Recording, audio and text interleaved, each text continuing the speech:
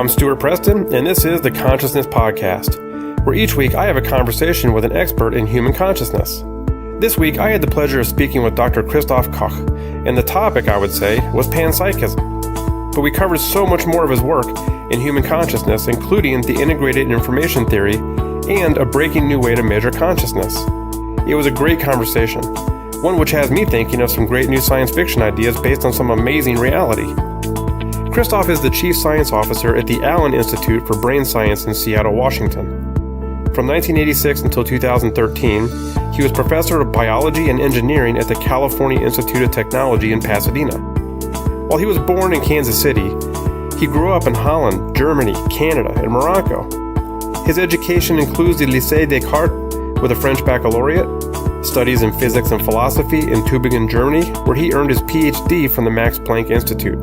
He spent 4 years as a postdoctoral fellow at the Artificial Intelligence Laboratory and at the Brain and Cognitive Science Department at MIT. He thinks a lot about the universe and how it came to be, about the brain, how it produces consciousness, and how the sentient mind emerges from the physical brain. We covered that and much more, so please enjoy my conversation with Christof Koch. I appreciate you spending your time here today, and look forward to talking to you. I think, if you have anything else you want to talk about, but we'll probably focus on kind of the panpsychism and your studies and some of the things that you're working on. So what I wanted to do, normally I start off asking people to define consciousness or share with me what consciousness is, but I did see in your writing or one of your videos that you've defined it as a causal power of a system upon itself, which I find interesting that you mention a system. Well, wait, no. So consciousness itself, what it is just any experience, any feeling, any experience, no matter how mundane, no matter how exalted, once in a lifetime experience, any pain, any pleasure, remembering your son, being angry, being sad, seeing blue. Those are all different conscious states. That's what conscious experience is. Ultimately, the theory says that ultimately consciousness is caused by the causal power of a system acting upon itself. But what consciousness is pure and simple any experience. Okay, is that different than a qualia? Yeah, I mean, qualia is just a fancy. It's not. Qualia is just a fancy word that philosophers invented for different aspects of a conscious experience. It feels like something to see red. It feels like something to be sad. It feels like something to remember my mom. And people talk about the qualia of that. But it's the same thing. Any phenomenal, any experience, any subjective experience, any phenomenal experience, those are just different words. Okay. And I had a note here that the more a system can affect itself, that the more it's conscious. And is that what you're studying? Is that what you're looking at with the phi? Being able to quantize this? Well, okay, so let's distinguish. So first of all, there's the phenomena itself. We all are conscious of it, as it were, because we have, at least adult humans have the ability to be self-conscious. So I know that I'm conscious. I know that right now I'm talking to you and hearing your voice in my head through my headphones. So we can study that. Psychologists study that. I've studied that for many years in the lab. And then I can take it one step further. This is what Francis Crick, the guy, the scientist who co-discovered the double helical nature of DNA, and I did for many years, where we say, well, let's look at the footprints of consciousness in the brain. Which bits and pieces of the brain seem to give rise to my feeling of seeing blue? And we know it's a brain, it's not the heart. You have to appreciate that for thousands of years, most cultures, including Western culture, believed it was a heart that gives rise to conscious sensation. And so today we still have this heart-laden language. I love you with all my heart. He carries his heart on his sleeve. For Valentine's, I give my wife a heart-shaped chocolate. I really should give her a hypothalamic-shaped chocolate. Right. So we in most other cultures thought it was a heart. But we know you can get your heart transplanted and you are still you. What makes you is in your brain, it's not in your heart. So then we advocated for a program, let's study the footprints of consciousness in the brain to understand what happens in us, to understand what happens in people with traumatic brain injury, with coma, vegetative state, etc., etc. And then we can also ask, well, what is it about the brain that gives rise to conscious experience? And why does my spinal cord not give rise to conscious experience? Why does my liver not give rise to conscious experience? It's a perfectly decent piece of biological organ. My immune system right now might be fighting off, a virus, but I have no feeling. I have no conscious experience of my immune system. So why only the brain, and why only a particular part of the brain? And then you can ask a general question: what is it about the physics of a particular piece of excitable matter that gives rise to conscious sensation? We don't believe it's a soul. That used to be the standard answer, the sort of the dualistic, the Cartesian answer, from Plato, made it into New Testament, Thomas Aquinas, St. Augustine, Descartes. And so I still grew up with this notion, well, there is this soul, right? The real Christof is a soul. And when I die, this soul sort of lives in some sort of hyperspace, and at the end of time, it gets resurrected by God. There isn't any evidence for it. It's logically incoherent. So scientists and philosophers don't think in that categories anymore. But there's still the question, where does this voice inside my head come from? And who else has it? Does a fetus have it? Does a 24-week-old preterm infant have it? Does a dog have it? Does a cat? Does a fly, a bee? And then ultimately, of course, we also want to know our creations. When Siri talks to me, when Alexa talks to me, does it feel like something to be Alexa? Right. And for all of that, we need a fundamental theory. And so this is the theory, the integrated information theory of consciousness. And that makes this assertion that ultimately what consciousness is, it's a power of any system, no matter how complex or no matter how constituted, to act upon itself, to have causal power upon itself. This is what conscious experience is. We live in a universe where complex systems acting upon themselves they also feel like something. That's what consciousness is. That's what the theory says. Now, it's not just a metaphysical theory like philosophers have come up with, in dozens of them over the last 2,000 or 3,000 years, but it's something that we can it makes some very precise predictions. For instance, it predicts that there's a way you can test for the presence of consciousness in patients. In fact, the cover story, I just saw it came out today in Scientific American, this month for the November special issue. It's an article I wrote on Conscious Meter. There's this group in Italy and in Madison that's built this Conscious Meter, a particular procedure that tests in individual patients, do they experience anything like agony or distress, or is there nobody home, like in severe brain injured people, when you're really not sure whether there is anybody there or not? Sorry, that was a long-winded answer. Yeah, no, and so there's this test. I guess it's a slight diversion here, but there's a test to measure the consciousness of a patient. Essentially, what it does, think about a bell, like the Liberty Bell in Philly, right? Right. Now, if you hit it with a hammer, you can hear clear in a good bell. You hit it, you can hear the resonances, doing, doing, doing, doing, doing, and they sort of these are waves in the metal that propagate around the bell and that give rise to this beautiful sound. Now, for example, the Bell Liberty is famously cracked, right? And you can hear it. Right. It sounds well. Same thing with patients. So all the evidence seems to suggest it's a particular piece of your brain that gives rise to consciousness, this structure called the cerebral cortex, at the outermost the outermost shell of the brain, if you want. Right. And that, if it's well integrated, like you and me, when we're conscious or when we're just lying there quietly with eyes closed, I can ping it using a technique called transcranial magnetic stimulation. I essentially briefly send a brief magnetic pulse of energy into your brain that excites the underlying neurons, and you get this wave that propagates around the brain. And I can pick up this wave, the echoes of this wave, using EEG electrodes. But these waves are very different when you're in deep sleep, when you have lost consciousness, really in deep delta sleep, no experience, no dreams, nothing. It's also different when you're a patient and unconscious, or for example, anesthetized. And so the theory says that if you're conscious, your cerebral cortex is going to be highly integrated, but also differentiated, meaning it has each part of the brain has a different response, but they all relate to each other. And the more integrated and differentiated the brain is, the more conscious you are in some sense.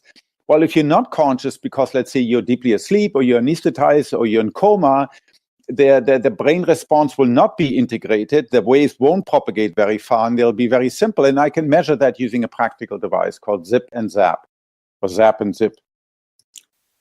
And that's being tested now in a variety of clinical centers throughout the world because there are thousands of patients in a so-called vegetative state.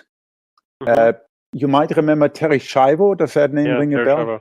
Yep. Yeah. So she was one of hundreds of or thousands of patients where all the evidence suggests that she's not conscious. But of course, you're never sure because absence of evidence famously is not evidence of absence necessarily.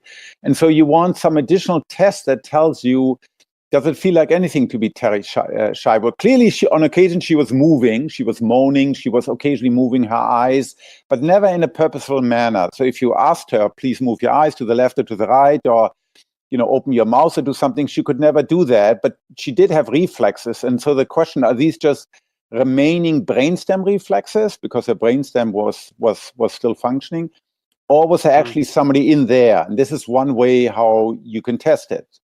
And so that's great progress. Now it looks like we're beginning to have a conscious meter that tells me this patient, is she conscious or not? Wow. Yeah, that's pretty amazing because I've talked to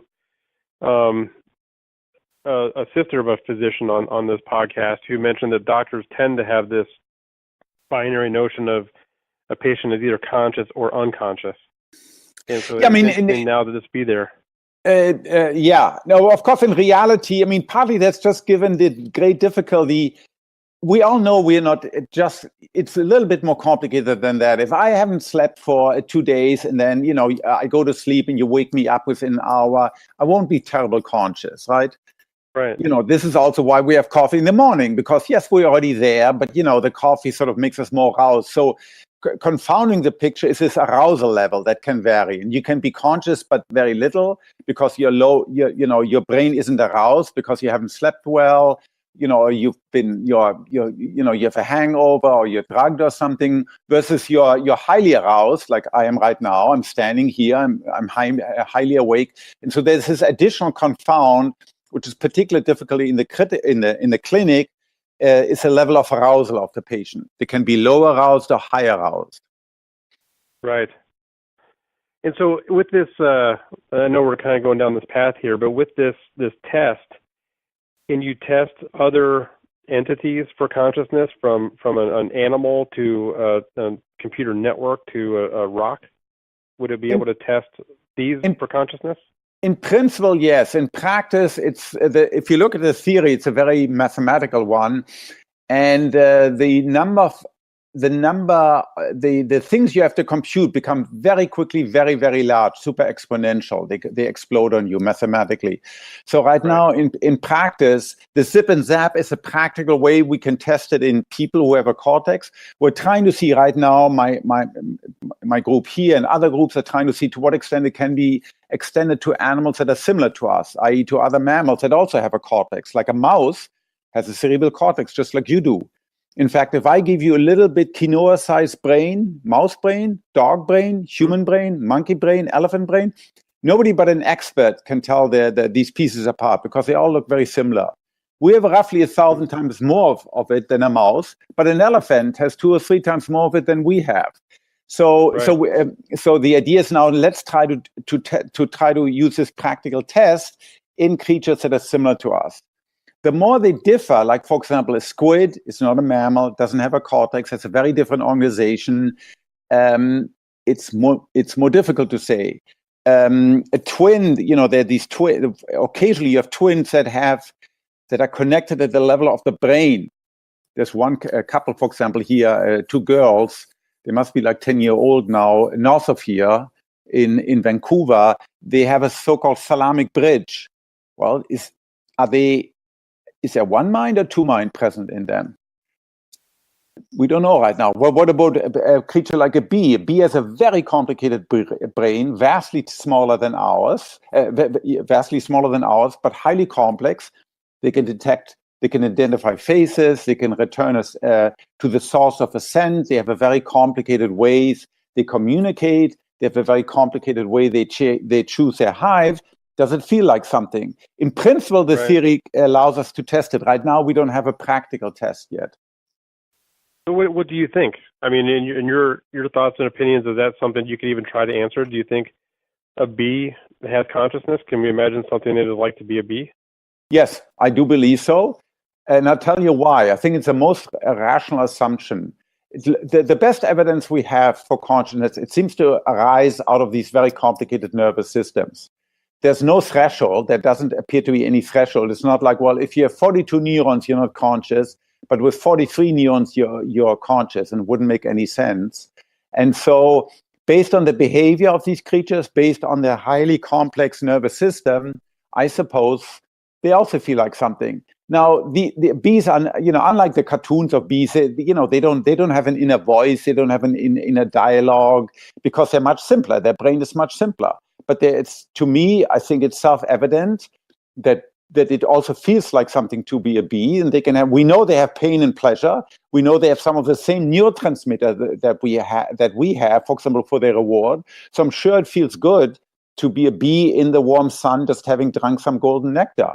And so ever since then, I don't kill insect anymore. I just shoo them gently out of my house.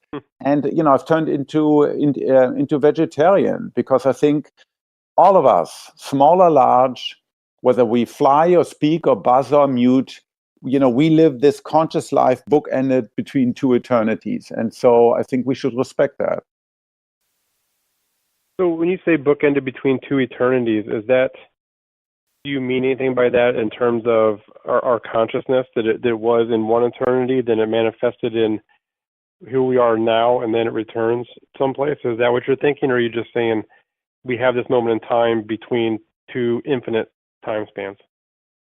The latter. I mean, we came out of nothing. I have no recollection consciousness before presumably as a young baby. I certainly don't remember anything until, age 4 or 5.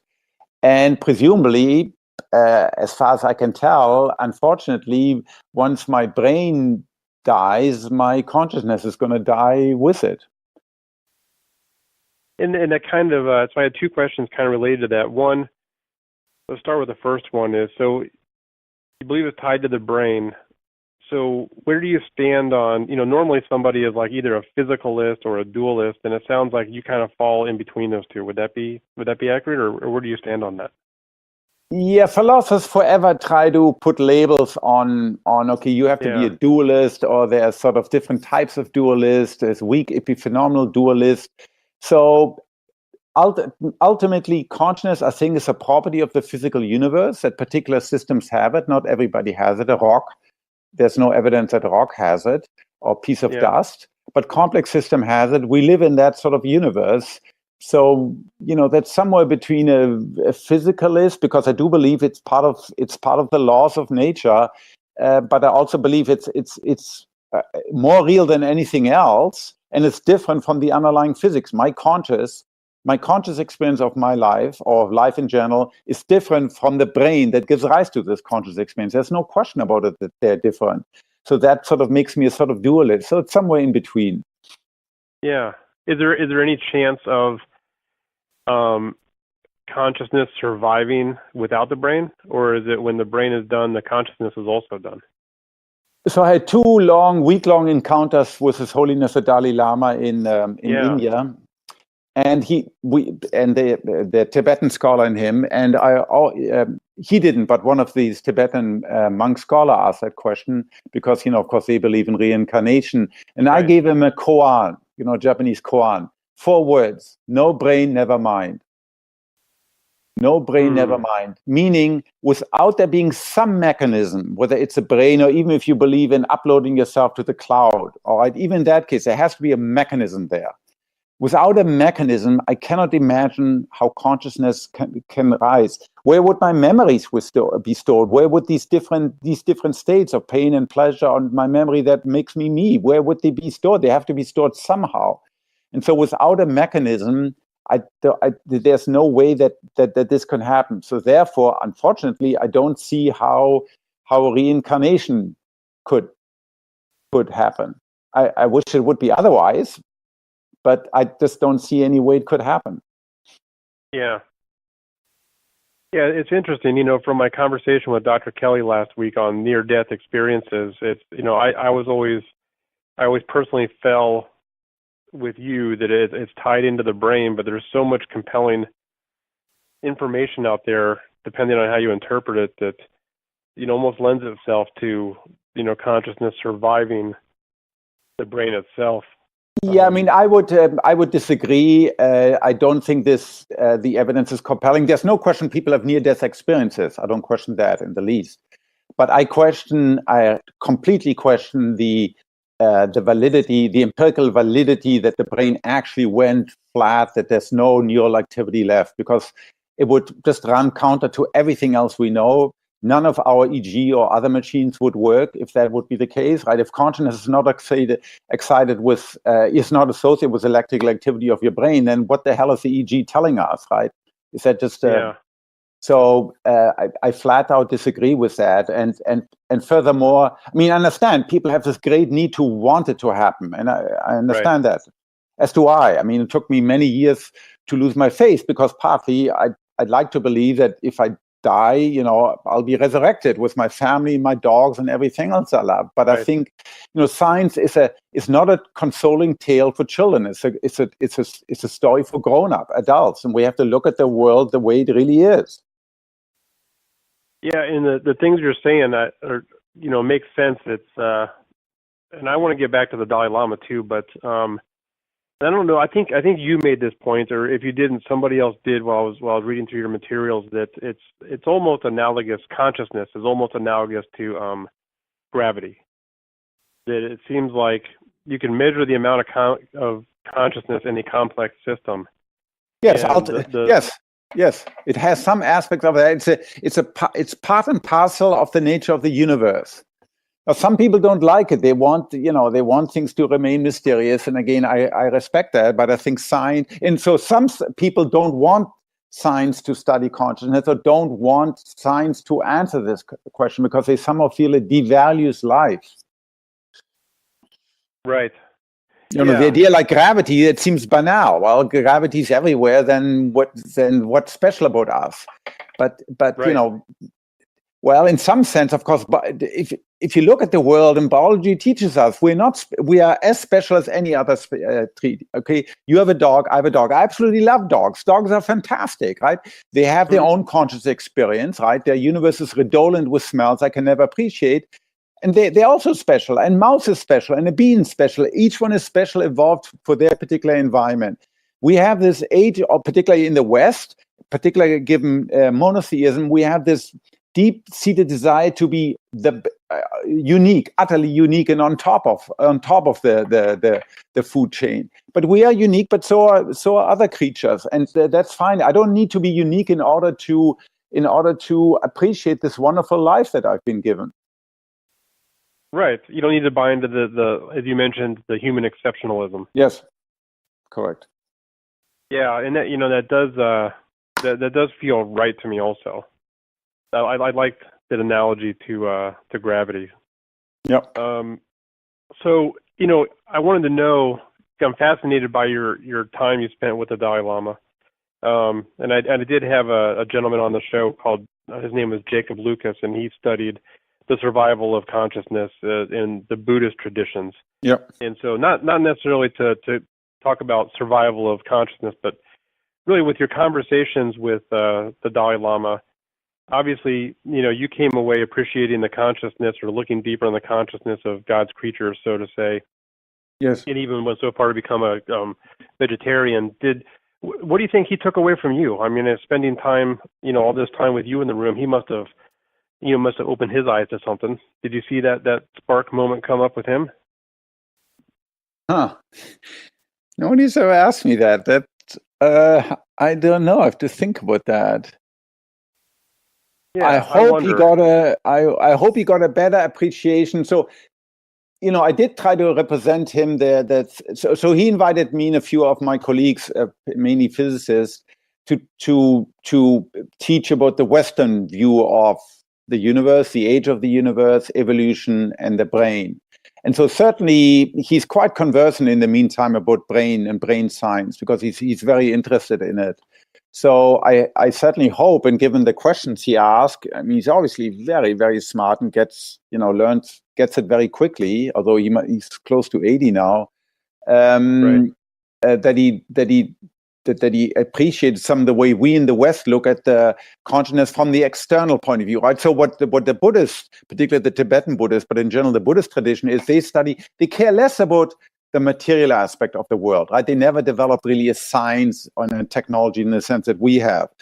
What they have done, they've studied consciousness through these very meditative practices, right? They try to study it from the inside, as it were, right? Achieving mindfulness and this pure consciousness experience. Well, we in the West, by and large, we don't do that, although now some of us do it because, it gives us, peaceful. But we study the external manifestation. We study it in psychology, we study it with magnetic scanners, we study it in animals. So we know a lot about the third person manifestation. And the hope is that by fusing both, and this is what we're trying to do, for example, by getting long-term meditators or Buddhists to be inside a magnet while they're meditating, to try to study what is it about the brain that happens, and how does it happen, and how does it fit with our account of consciousness. We can sort of extend our understanding of consciousness using both Western and Eastern traditions. Yeah, that's really fascinating. It is. Yeah, that must have been quite an experience. Yeah, I mean, what I really took from that, and also from some of the people that some of his scholars, is just this: they all seem, how should I say, they laugh a lot. I never see sort of strife among them, although most of them live very, to our standards, very poor lives in a monastery in India, the guests of the Indian government, right? They all perfectly well know in their lifetime they're never going to return to Tibet. China isn't going to allow them to do that, right? And they have accepted that, but they radiate this cheerfulness and this mindfulness. It's quite remarkable. They're sort of the most peaceful, and as a group, the most content people that I know, despite them having, or maybe because they have so few possessions. Yeah, that's interesting. I know I've done a little bit of studying in the concepts of suffering and being right here in the moment, as opposed to allowing the past or the future to lead to suffering. That it's an interesting observation that they're always smiling and happy. Yeah, and they of course they know, just like us, they know death and they know suffering, but they have managed to yeah, I mean, like you, I also lost a child. The daughter I lost was very young, and it sort of haunted me for many, many, many years. And trying to come to peace with that, just takes a very, very long time. And these people have found ways of doing with accepting it, not suppressing it, accepting it, and saying, well, that's part of the suffering, and we all go through that, and somehow they can deal with it much better than we can here. Right. Well, I'm sorry to hear you've been through that too. It is a tough thing to go through, and definitely pokes at your consciousness. Yes, it does. Yes, it does. You've answered most of my questions just from expanding on things here. One thing I always like to ask is, given where you stand on this, and your position on what consciousness is and how it arises, and the integrated information theory, do you think there's anything an individual can do to exercise his or her consciousness to get deeper into his or her consciousness? I mean, any of the information or findings that you've come across in your studies and in your work, do you think there's any way for us to actually kind of mold or play with our own consciousness? Well, yeah. So one is these Eastern techniques of meditative practices, right? Because they just this idea of mindfulness, that if you sit down to eat, you're really, you try to taste the food, and you're mindful of that. you're not sort of, you try to shut down this inner voice, right? This constant critic that says, oh, you quickly have to eat because then you have to look at your iPhone, and then there's this news, and then you have to talk to your wife, and then, you have to go to the office, and then there's a tax return, and all these dialogue, this constant chattering, right? Why do we find, so I used to be a rock climber, or now I'm biking and I'm rowing. And why do we find some of these things so addictive? Because that inner voice, that when you get into that zone, when your performance is really good, why do we find that so addictive? Because that inner voice is gone. That chatter, that constant chatter in my head that says I have to do this and that, and then I'm thinking forward to this thing in half a year from now. All of that's gone. You're very conscious. You're conscious of the here and now. Right? When you rock climb, you're conscious of every little indentation in the rock. You're always conscious where the last hole is below you. You feel the sun on your back. You're totally out there, right?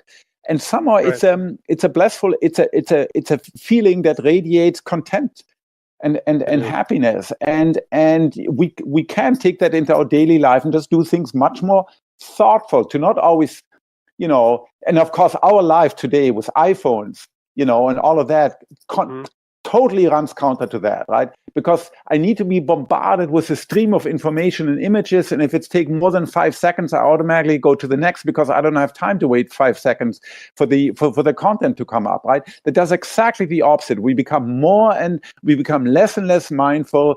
We become more and more needy. We constantly need that new thing, and it doesn't make us happy.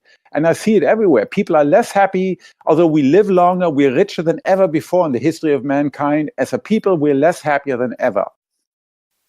And so that's something I think we can take from these studies, and also the appreciation that consciousness can be found everywhere. It's not just in us. It's not just in us and in great apes. It's everywhere out there in nature, and we should appreciate that, and we should be mindful of that. Yeah, that's outstanding. That's a very positive way to look at life, and I think once you get that understanding, it sure does help you sink in with everything else and connect and be happier. Yes. Yeah, be more there. Be more there. Be more mindful. Present. Think of what mindful means. Your mind is full. Rather than just being very shallow, one thing after the other, quick. Yeah, being present without your lizard brain chasing after everything. Yeah. Outstanding. Yeah, that's a fantastic lesson. And that was pretty quick. Those were the questions that I had. Did you have anything else that you'd like to discuss, or did I not ask you some question you wanted to discuss or go through?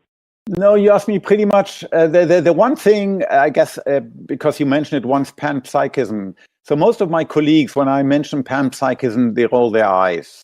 It's sort of, they do, esoteric. So panpsychism just, it's Greek, pan, everywhere, psychism, soul. The world is in soul. The idea that consciousness isn't just in us, right? Most people get it. Maybe great apes have it, right? And we know the mirror test. Right. Some of the chimps can pass the mirror test. But that's, of course, just self-consciousness. And furthermore, that's just visual self-consciousness. So, of course, dogs don't care what the image is in a mirror. Right? They don't recognize themselves in a mirror because they're not visual. They're primarily olfactory. But they can for sure recognize when you take out your dog will, your dog can tell the difference between his own pee and his own poop and the pee and poop of other dogs. The dogs, of course, also have a self-recognition. And then you generalize that. The idea that consciousness, certainly in the animal world, is much more widespread. And maybe it's present in most, or maybe in all creatures.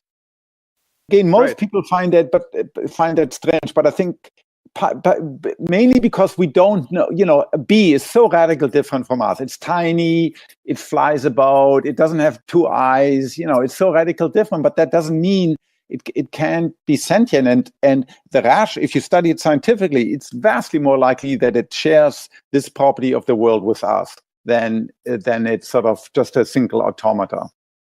Right. Yeah, so I think we covered all the ground. So people roll their eyes at the notion, not that they roll their eyes at the notion that other creatures have consciousness. That's what they can't get around. So I guess I'm particularly talking about my colleagues, biologists, partly because, I mean, this is not the public at large, but this is my colleagues, partly because there's still this And this behaviorist tradition is still very strong, particularly in this country, less strong in Europe. You know, the very long dominant school of thought in psychology and cognitive science that, you know, talking about consciousness is non-scientific. You know, you can't really, that's not science. That's sort of voodoo. Right. That's fine. You know, once you're retired, you can talk about that and religion and other things. But we as scientists, hey, you know, we talk about the real thing. But of course, consciousness is more real than anything else, because if I'm not conscious, there's nothing else for me. If I give you $1 billion, Stuart, I say, well, here's all the money in the world. There's just one little issue. You'll never be conscious of anything again.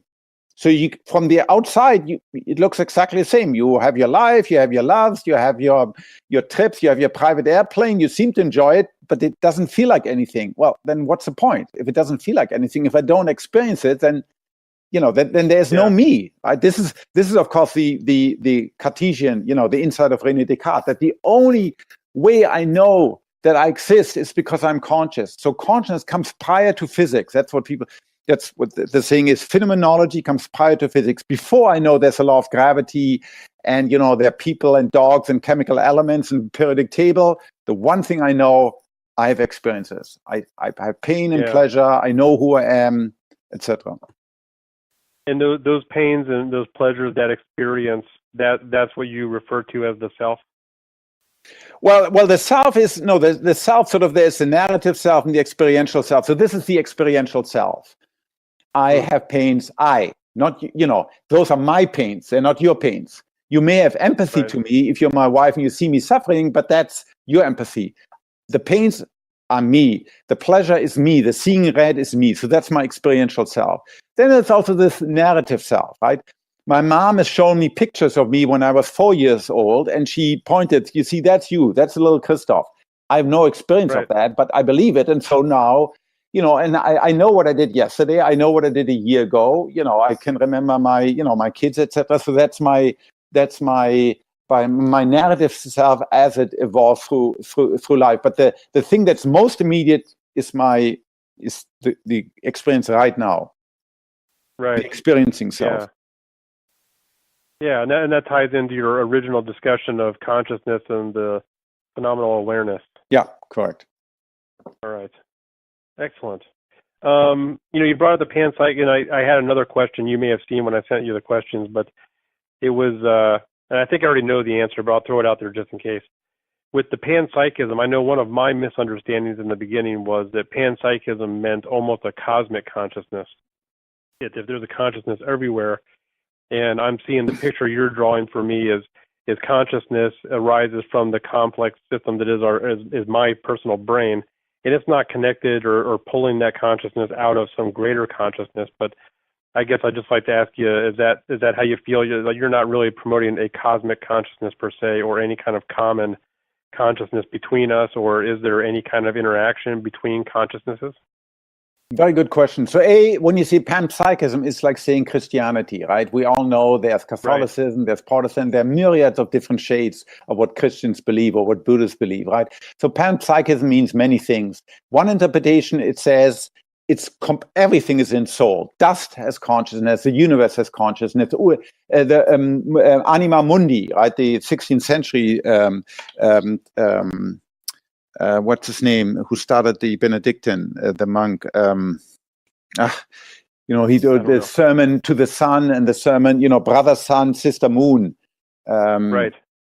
Anyhow, so I take a different view based on the theory that all complex systems they feel like something to be a complex system.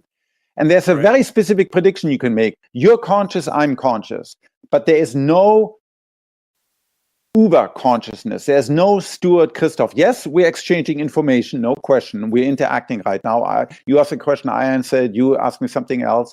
But the theory says that consciousness is always the local maximum of integrated information. So my brain has a very high phi. Your brain has a very high phi. It's a local maximum. That's why you're conscious, I'm conscious. But the phi between us is very low. Now we can do the following experiment using a future technology. We can start connecting our brains to each other, with each other. Mm-hmm. And let's say, and I wrap up the bandwidth. So early on, I have a few wires into your visual brain, so I can see what you see. Or I have a few wires that go into your auditory cortex, so I can, hear what you hear. Right. And same thing with you. So I'm still me, I'm still Christof, but now I have some flashes. Oh, that's what Stuart currently is looking at. Okay. And same with you.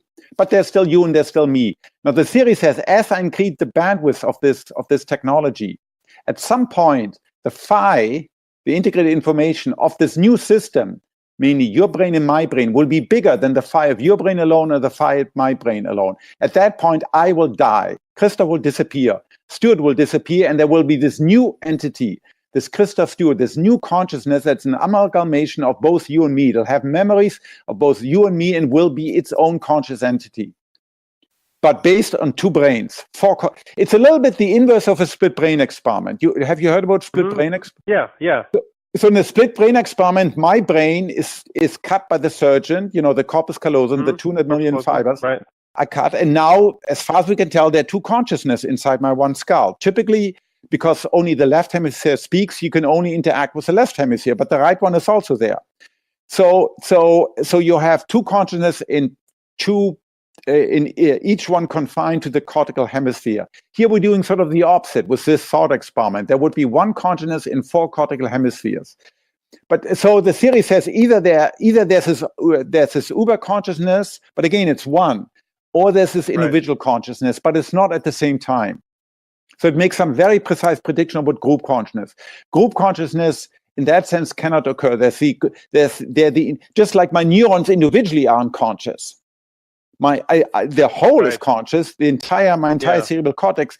Same thing. You're conscious. I'm conscious. But there isn't an uber consciousness. Although we can create this new thing called Stuart Christof. Right. Yeah, in that case, it has to be connected, have the bandwidth, and become a larger complex system. It's not that they're going to do this just through the ether. Yeah. Exactly. And it also goes hand in hand with the fact then you and I will disappear. There will only be this new entity. You will not survive as an individual.